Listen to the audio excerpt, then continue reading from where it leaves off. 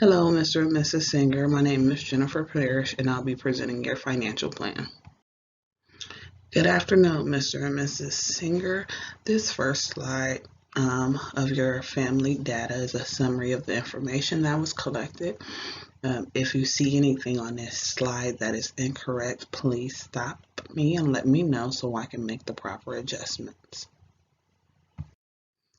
Your financial goals are providing a 4-year education starting at the age of 18 for all 3 of your children at a prestige college or university within the states.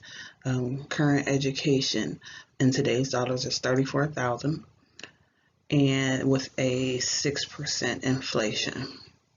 You also want to pay off your mortgage and your home equity line of credit before retirement or if possible. You want to retire at the age of 62 with a 70% wage pre-retirement replacement, including Social Security. You both expect to live until 91. And at this point, we want to look at your risk management portfolio, investment portfolio, and estate portfolio. From the additional information I've gathered, Mr. and Mrs. Singer, you want to retire at the age of 62 with a 70% wage replacement. Mr. Singer, you will be receiving $20,000 at the age of 67, and Mrs. Singer, $10,000 at the age of 67 per Social Security. The cost of education starting at the age of 18 for each child in today's dollars is $34,000 with a 6% inflation. Your assets and net worth are really good. Your total risk and acquired risk rate of return is 8.5%. And I also know that you all do not want to touch your tax withholdings to put you closer to the tax liability. Looking at the education information for the cost of each child, 4 years will be $102,000 with that inflation of 6%. Looking to complete the FAFSA financially, you may not be able to get government grants, but there are other scholarships and grants out there that will be available to you. And the universities that you're looking into do offer special scholarships and grants on needs based in the merits informed by financial aid. All right, let's talk about your risk management issues. Homeowners insurance.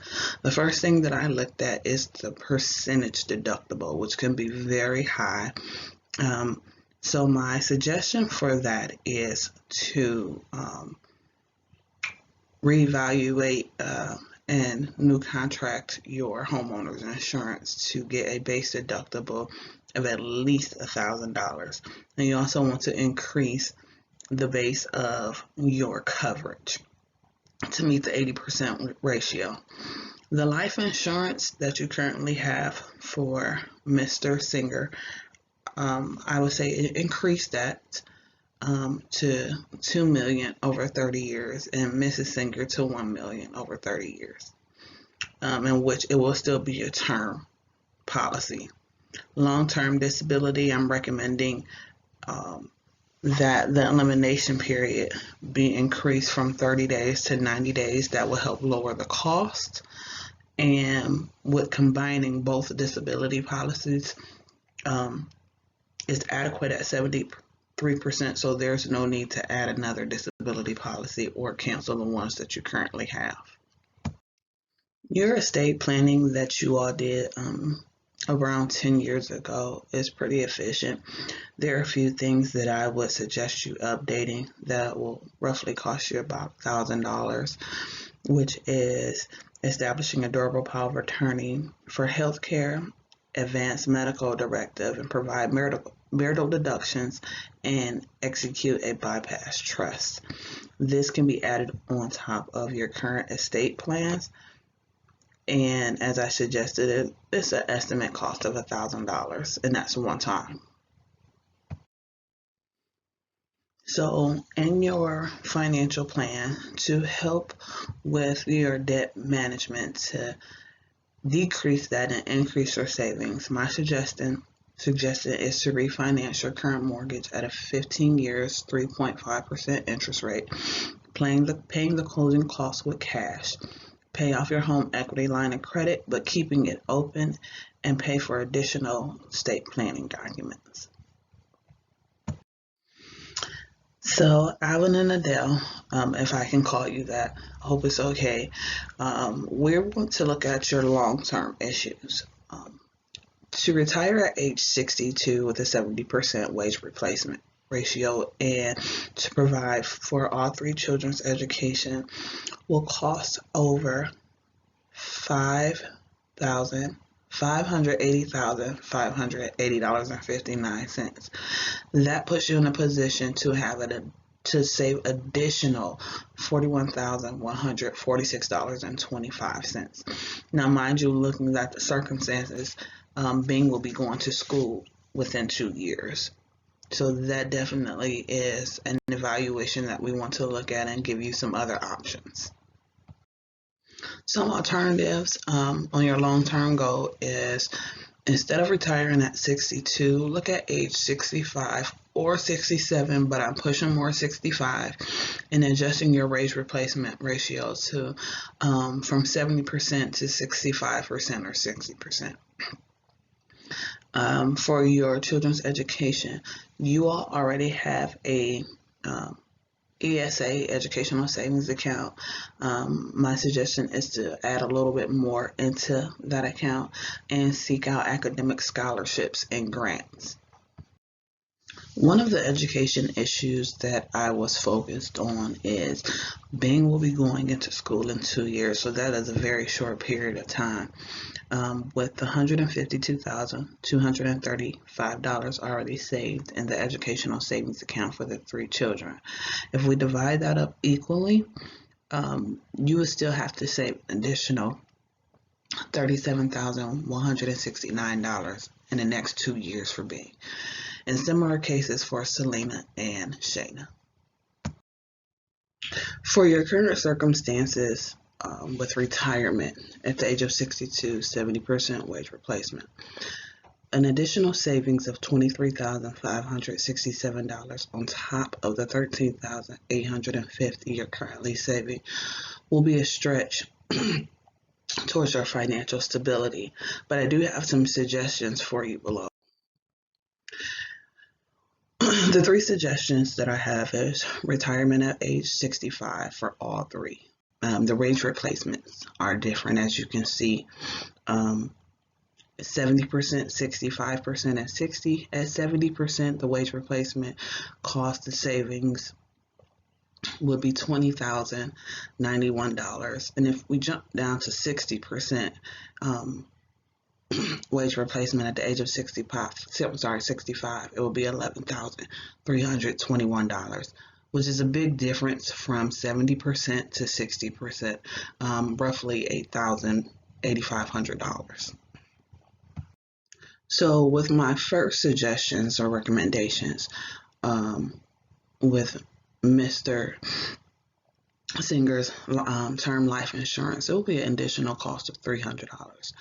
The homeowner's insurance, changing from the percentage to the actual deductible and even increasing your insurance base, will cost $75. I'm sorry, Mr. Singer's life insurance will actually decrease by $300 annually. The home equity line of credit cost savings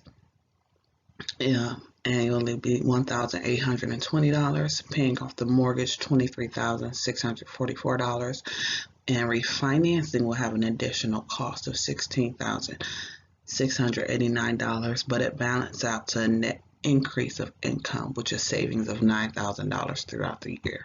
One-time cash flows, estate planning, we talked about an additional $1,000.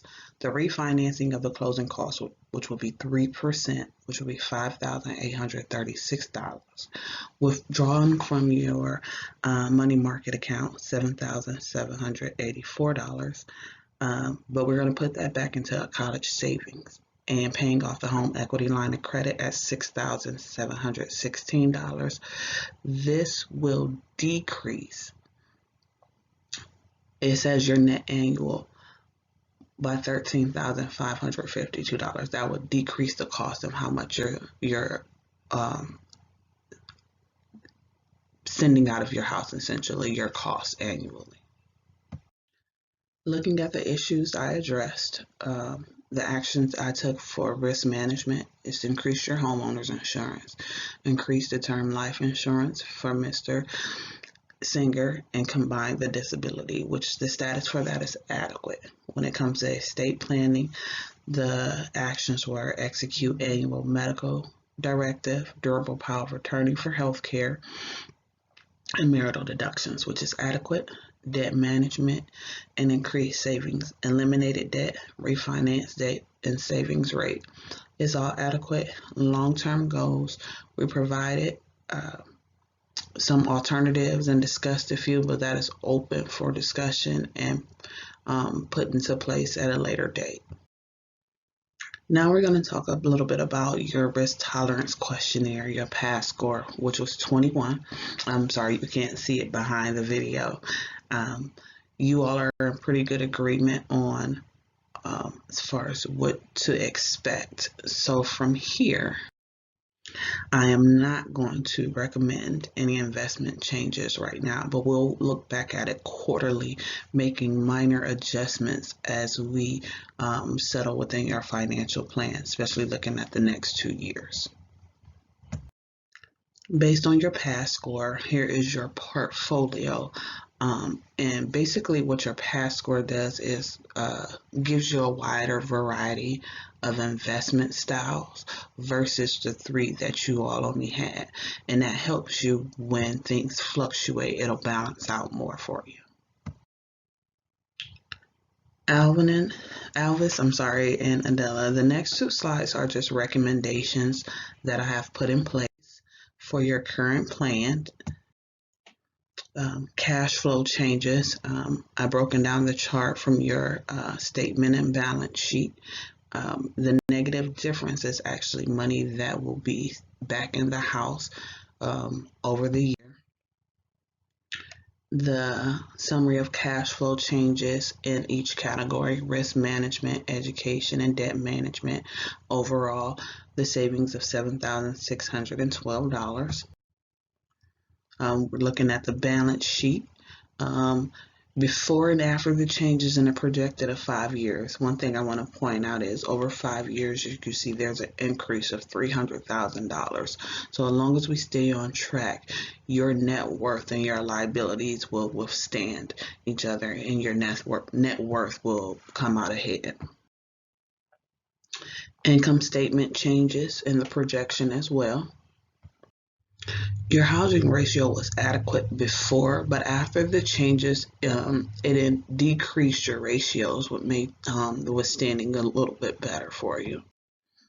Your tax analysis, I didn't change much, but for this year, I actually, instead of doing the standard deduction, the itemized deduction, I went over to the standard deduction, which brought your tax liability down by at least $10,000.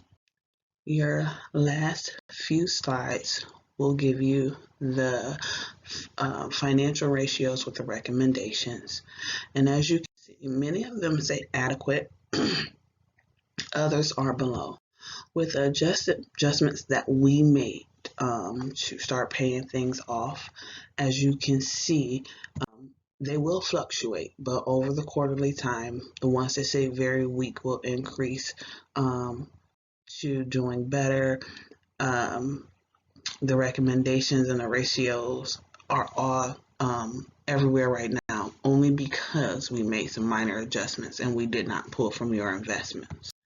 So with the recommendations and the changes that we made over the quarterly process, we will increase those ratios, relook at as far as selling a piece of stock to sell the vehicle or pay off the vehicle, I should say, that will have more money in the house and that we can also save for education and retirement.